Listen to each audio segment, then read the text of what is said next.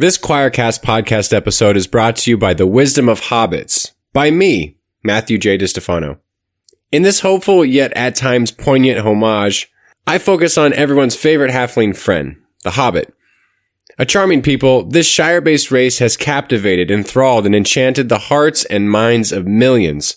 And though they're not a religious society, I argue that spiritual truths, love, kindness, generosity, hope, and even compassion can be found within their familiar yet still relevant and didactic tales. Available now on Amazon, Barnes & Noble, or wherever you get your fine books. From Choir Publishing.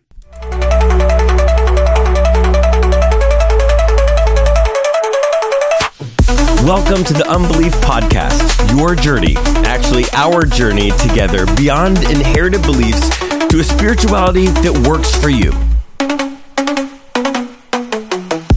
I'm your host, Jeremy. I'm a deep skeptic, also a pastor.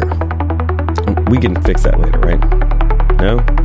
Damn. Welcome to the Unbelief Podcast. We are here with Dr. Amy Jill-Levine, who prefers to go by AJ, which I appreciate. And we're talking to her. There's this really cool conference coming up. It's all online, which I think is really great.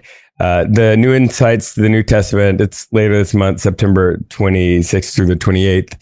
And AJ is going to be talking about Jesus and the Pharisees. So we're going to get to talk to her about that. But she's also got a book called Jesus for Everyone and Not Just Christians. And as you know, for people who listen to me, that is right up my alley. And I can't wait for us all to hear more about that. But AJ is a professor at the Hartford International University for Religion and Peace.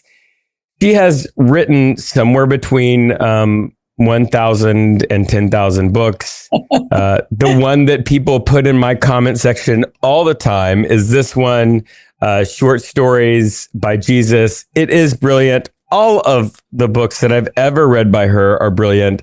So, go to her Amazon page. You'll find that she is often a bestseller for Lent Bible studies, which is interesting as a Jew. But find something and buy it. I'm telling you, you're going to love it. But thank you so much for being here with us today, AJ. I feel like I should pay you for these endorsements. This is just lovely. Thank you very much. You are so welcome. I told you earlier that you've been an important part of my academic and you never called and you never wrote. Right, I know. But I sound like a Jewish mother. You should call. Call your mother. Right. Right. So I am really interested in this topic, Jesus and the Pharisees, because when I was growing up in the evangelical church, the Pharisees were the one-dimensional villain for the gospel comic book. And after having gotten a master's degree and done all this stuff, I realized that couldn't be further from the truth. And in fact, it really undermines a lot of insights that you could get from the text if you're just hearing dun, dun, dun every time the word Pharisee comes out. So tell us a little bit about, basically the talk that you're going to give, Jesus and the Pharisees. What's the bottom line for where you are headed in this talk? Right. They function as primarily a negative foil in the New Testament, but that's only based on selective reading. The only Pharisee from whom we have written records is Paul of Tarsus, and Paul's done pretty well in Christian history. Turns out. Yeah. And after he has his road to Damascus experience, he doesn't cease being a Jew and he doesn't cease being a Pharisee. And we can see that not only in his own testimony in Philippians, but we can also see it in the book of Acts, where he's such a super Pharisee, I would let my kids date him. Or we could look at something like the Gospel of John, where Nicodemus, who seems like a perfectly upstanding fellow, is also a Pharisee, and he doesn't give up being a Pharisee either. Gamaliel in the book of Acts, who winds up rescuing Peter and John, perfectly lovely guy. I'd let my kids date him too. That's how I judge characters. So when we start thinking about Pharisees as misogynist, purity obsessed, legalistic, hypocritical, elitist, lovers of money, and so on, we're relying on very selective statements written in the context of rhetorical polemic. So let's stop picking on the Pharisees, in effect. If Christians need to make Pharisees the negative foil in order to make Jesus look good, then there's a problem across the board. I think Jesus looks perfectly fine on his own. And I find his debates as recorded in the New Testament to be good examples of what happens when you have two both compelling ways of trying to live out what you think God wants you to do or what you think is best for the community. What happens when these come into conflict? Yeah. You used a term there that I think if people understand that, it can be really helpful just in general when reading the Jesus story. You use the term rhetorical polemic. What does that mean specifically? On the one hand, thank you. This is a good question. God, you're good. So part of the problem is that people in antiquity, like people today, engage in polemic. We can see this in what Democrats say about Republicans and what Republicans say about Democrats. A lot of the material is fake. Some of it takes a particular foible and then enhances it exponentially. When we have anti-Pharisaic statements, particularly in the Gospels of Matthew and John, this looks like part of community self-definition. How do you define who you are? You take your nearest rival and you say, I am not them. We do not do what they do.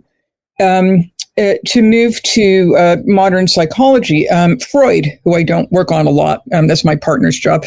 Freud talks about what's called the narcissism of minor differences. In other words, the closer you are, the more likely you are to argue, which suggests that that's why Jesus has his most extreme polemics with Pharisees, because they're so close otherwise. Jesus is not worried about the people who wrote the Dead Sea Scrolls. He's not particularly engaged with Sadducees.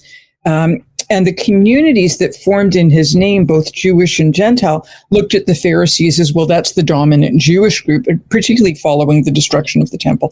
Let us define ourselves over against them. Jewish sources don't do this for the most part, particularly regarding Christians, because who are they? They didn't care.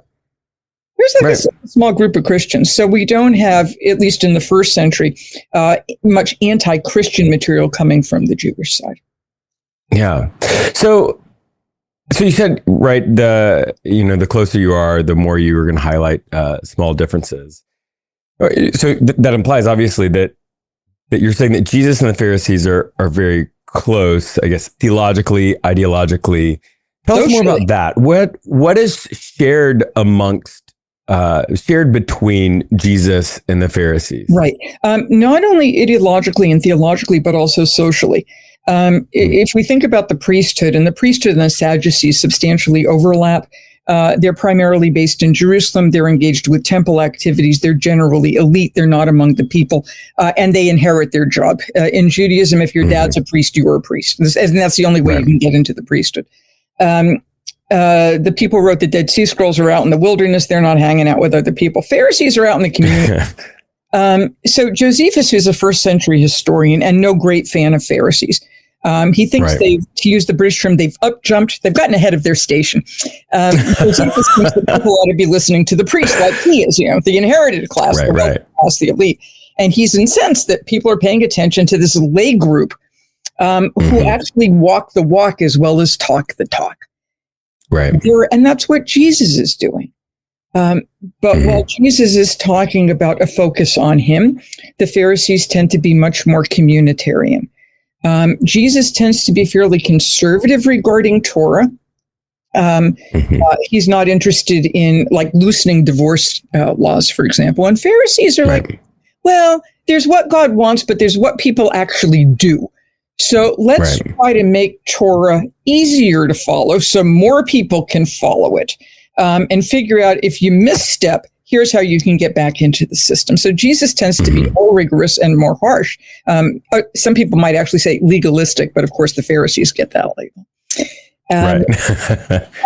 Pharisees aren't based in charismatic personality. The Jesus movement is. Pharisees are invested in family values, about honoring your parents and so on. Jesus says things like, well, unless you hate your father and mother and wife, I'm quoting Luke here, and children, you have no part. He's setting up fictive kinship units.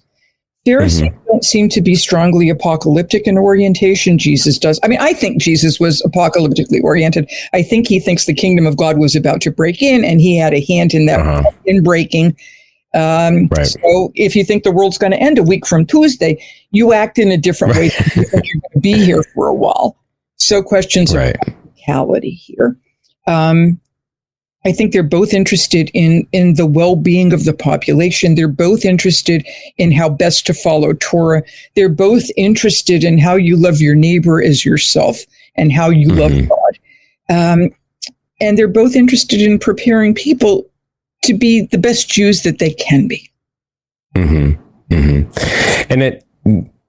I feel like what I'm hearing from you is that sort of the Sadducees, this elite class, the priesthood, is often focused on what happens in Jerusalem, what happens in the temple, and that as faithfulness.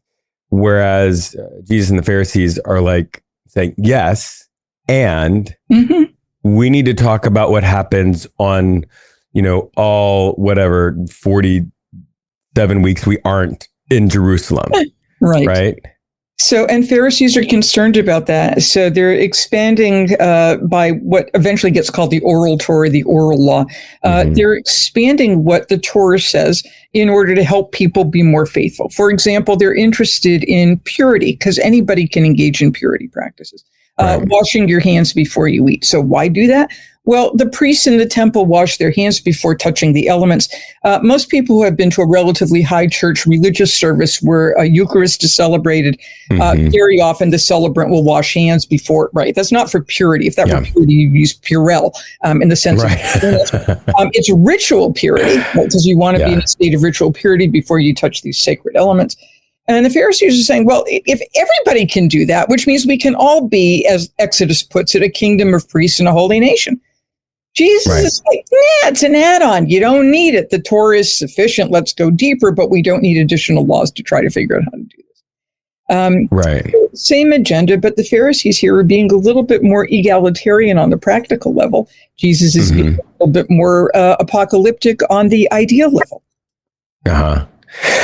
And okay, so now as we, just for an average person that is picking up the Gospels and reading this story, these different stories of Jesus, how does this impact an average person's reading of the Bible at a practical level? Like, how do they approach the text differently with this knowledge? Right. Well, not all Christians read alike. Right, for sure. But my experience in working with churches, working with candidates for ordained ministry or candidates for professional jobs in religious education, there's a sense of reading it as if the Bible's recounting what actually happened. It's history in the sense that a contemporary writer would write, say, the history of World War II. They're not. No history goes unbiased because all historians figure out, here's what I want to talk about, and here's the data I want to adduce, and here's the stuff I'm going to ignore. This is in part why we have 4 Gospels rather than just one. But there are also pieces of, in effect, the negative term would be propaganda. The positive term would be evangelizing or missionizing. They want to use their particular view of Jesus, and Matthew, Mark, Luke, and John have quite different views, so that people who are Jesus followers would have a better sense of the man they're following and the theology that's related to him. They also want to avoid competition. So one way of saying be part of my group is to say, here's what the other group does. Right. So that recognize that in-group model. Christians tend not to do this. We're also today, most of us, products of this kind of Western cultural mentality where Pharisee means hypocrite. If you look at dictionaries, that's one of the definitions given. It's not what the word means. In fact, etymologically, I'm a language nerd, right? Etymologically, when I was in graduate school, I was told it comes from the Hebrew root parush, which means to separate. So it means they're separated from the people and they're elitist. Well, no, it could be that they're separating from sin. Or the same root in Hebrew could also mean to interpret, which I think is a better interpretation of the word. They are interpreters of the Torah. If we recognize that Paul is a Pharisee, Nicodemus is a Pharisee, Gamaliel is the Pharisee, in fact, all the named Pharisees that we have in any source whatsoever, Josephus, the New Testament, rabbinic literature, and so on, they're all lovely. Yeah. So in the same way, I think we should be wary if we're only listening to Fox News about what the other side would say, or we're listening to what used to be MSNBC, what the other side would say. And try to take a step back and say, how is this rhetoric working on me? And do I want to be seduced by the rhetoric, or do I want to read in a resistant manner, and recognize that these people are being talked about rather than hearing from themselves what they have to say? Yeah. And I also really feel like something you said earlier can be helpful when people are reading the Bible, right? When you let go of this, modern conception of history as getting all the details exactly right in the exact right order, and you're seeing it as people sort of telling the truth of something using the palette of what they know. Something you said earlier, I think, is really interesting. If you read these interactions with the Pharisees not as what happened, but as what the early Christians are trying to define about themselves or tell others about themselves, that's a very different way of listening to the text than oh wow, this was an interesting word choice by Jesus, in the year whatever 30 CE. Yeah. So I'm curious, when you are there any verses, passages that are well known about the Pharisees that you point to and you say, okay, we need to talk about this? Pretty much all of Matthew chapter 23, which is a series of invectives. Woe to you, scribes and Pharisees, hypocrites, because you do everything absolutely terrible. Really. The parable, you mentioned the parables book before. So the parable of the Pharisee and the tax collector, which shows up in the Gospel of Luke, which the normal Christian readers read this thing and they say, oh, look at this Pharisee. He says, thank God I'm not like other people. I fast, I tithe, everything that I have. He's all hypocritical. We have no reason to think he's hypocritical. He may be entirely honest, a little bit self-satisfied, but entirely honest. And look at this darling tax collector who goes into the temple and says, be merciful to me, O God, a sinner. And the Christian comes out saying, well, thank God I'm not like that Pharisee over there. Right. And you become trapped in the parable. But you don't tithe, you don't fast twice a week and give your money to the food bank. I mean, really? Right. At the end of the parable, this is a problem with the Greek of the New Testament. I mean, Jesus spoke Aramaic, where the text is in Greek and we're reading it in whatever translation we're using. Most translations read, and I tell you, this man, meaning the tax collector, went down to his home justified rather than the Pharisee. But the Greek term para, which is the beginning of parable or paradox or parallel, just means side by side. So that if we read this parable from a Jewish perspective, this Pharisee who's got more merit than he knows what to do with, he's got good deeds, washing out the room and cleaning the streets of Jerusalem. You can tap into other people's merit. That's what communities do. If one person in your community does something great, everybody benefits from it. And if one person in your community does something really horrible, everybody goes, oh, well, he goes to your church or he's a member of your group, right? So perhaps the tax collector was able to tap into the Pharisee's merit. And it also means that if somebody can tap into your merit, you are responsible for the person who has done that. Yeah. So why not have them walk down side by side and continue the relationship rather than set up a negative? I love that. So we wind up saying, thank God I'm not like him. Yeah. That's fantastic. And, you've got this talk, New Insights into the New Testament, this conference, September 26th to 28th. And I love that it's online because like people don't have to travel to some city. They can just log in. And I think if people hear this before the 13th, there's like a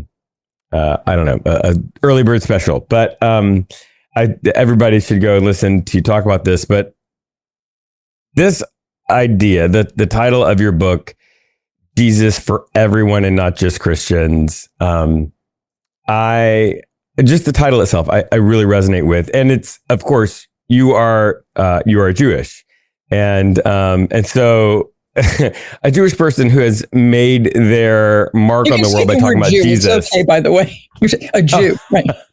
Sure. There was no intention behind saying Jewish over and over, but who's made their mark by talking about Jesus.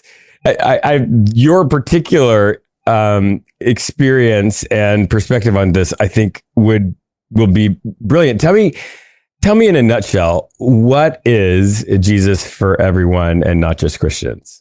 The book winds up bracketing questions of the supernatural, particularly questions of theology, questions of God, and looks at stories told by Jesus, like parables or some of the controversy stories, and stories told about Jesus in the Gospels, to ask questions that are pressing social issues today about self and other, particularly people of different nationalities or races or ethnicities, economics, gender and sexuality, family values, how to talk about slavery, because Jesus talks a lot about slavery and seems to endorse it. So what do we do with that type of language today? One does not have to believe in Jesus as Lord and Savior to find in this material strong ethical prompts or issues where the Bible, I think, raises very good questions. I think that's what the Bible is for. I think it's for asking really good questions. And the answers may depend upon your own experience, your own community, and the answers may, in fact, change over time. Because if you read it when you're 6 and then you read it when you're 60, and it means exactly the same thing, something has gone dreadfully wrong, and it hasn't gone wrong. Right. So to open up conversations, I'm not asking what would Jesus do, because I think that's not a terribly helpful question. I mean, Jesus doesn't have social media, for example. Right. Or a participatory democracy. But I do think the questions that are posed by the text are very helpful for people today to consider. Yeah. So you talk about a community. I am part of the LGBTQ community, and you've got a section on gender and sexuality. And in my community, the trauma that has been inflicted on this community using the ancient spiritual text of the Bible really means that people are just shut down, right? They don't feel like it has anything to say to them. And so how does Jesus for everybody, not just Christians, invite people in my community into this story? Right. The primary work that I do is trying to defuse the weaponization of the Bible, whether it's weaponized toward anti-Semitism or toward various forms of gender or sexually defined phobias, or whether it's weaponized against immigrants or whatever. Let's look at some of this other material and see if the text can be reclaimed. I'm more interested in fostering resilience rather than increasing trauma. So Jesus doesn't say a huge amount, right? The old line is, what does Jesus say about homosexuality? The answer is nothing, because the word hadn't been coined yet. But he does have a number of things to say about gender roles, or about sexual practices. He does talk about eunuchs in a quite positive way. So I spend some time talking about who eunuchs were in antiquity and what exactly that meant. Like how much was removed and when it was removed, because we actually know that. We talk about some of the stories of Jesus' gender bending. there's the standard verse that's usually cited is Jesus' lament over Jerusalem. Would that I like a mother hen could gather you under my wings. Which is maternal. So it's also about poultry, and I don't think it's like a pro-chicken. But I do think that it's usually the scene in the Gospel of John where Jesus on the cross, a soldier takes a spear and shoves it into his side, and out come blood and water. And that's an imagery of giving birth. And then we can look at this kind of gender-bending language. Paul has the same thing about giving birth to his Galatian congregation. And, can we look at gender fluidity in this text? Can we look at alternative models rather than the norm at the time, which was get married, make babies? And in Judaism, it could be get married multiple times because it's polygynous, right? King Herod, 10 wives, make babies. That's how you put your mark in the world. That's your legacy. Jesus is not married. The old line that, all Jewish men are married. Jesus was a Jewish man. The day that all Jews do the same thing is the day the Messiah comes back. So, I mean, that's, but we can look at questions of celibacy. We can look at questions of asexuality, which is part of those alphabets, right? So we can do GLBTQIA+. Right. Questions of relationships with others that are close friendships, which are not necessarily eroticized. How does that work? Questions of peer bonding in these various apocalyptic communities, and this is cross-cultural. There's a concern that you don't want to have a special person in your life because your love for your neighbor should be exactly the same as your love for your own family or your parents. How does that broaden out, and what does that tell us about love?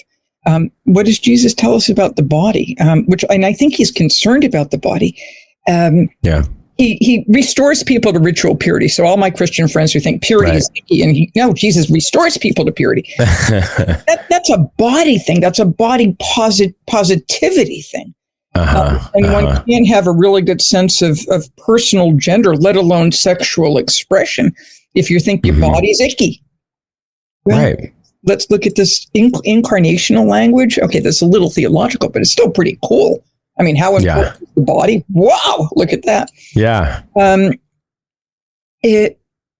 Looking at questions of ritual purity as body celebration that pays attention to things like childbirth, ejaculation, questions of infertility, which come up. That's a form of disability. It's your body not doing what your culture expects your body to do. There's no easy solution here, but there's no reason to take the text as being weaponized. And anybody who wants to make the claim that Jesus is promoting this old leave it to Beaver model of mommy, daddy, me, I mean, that's not what he's doing. He's talking about households of two women or single men who give up their normal jobs to come follow him. That's not gender normativity. That's not social normativity. Wow. Actually, I discovered this book through our conversation before we began, and I absolutely cannot wait for my copy to come in the mail. So that book is Jesus for Everyone and Not Just Christians. You're also doing a talk on Jesus and Pharisees at the New Insights on the New Testament conference, September. You can Google that. It's going to be a lot of fun. You also have the honor of being the first person to use the term ejaculation on the Unbelief podcast. So now we've established precedent. This can continue. Right. But thank you so much for spending some time with us. I really, really appreciate it. It's a pleasure to talk with you. Thank you very much. That's it. That's the podcast. Shout out to the Choir Network, to Patheos, to Matthew and Keith, who make everything happen. Now, get out of here. Go do something to make the world a better place. Okay? We'll see you next time.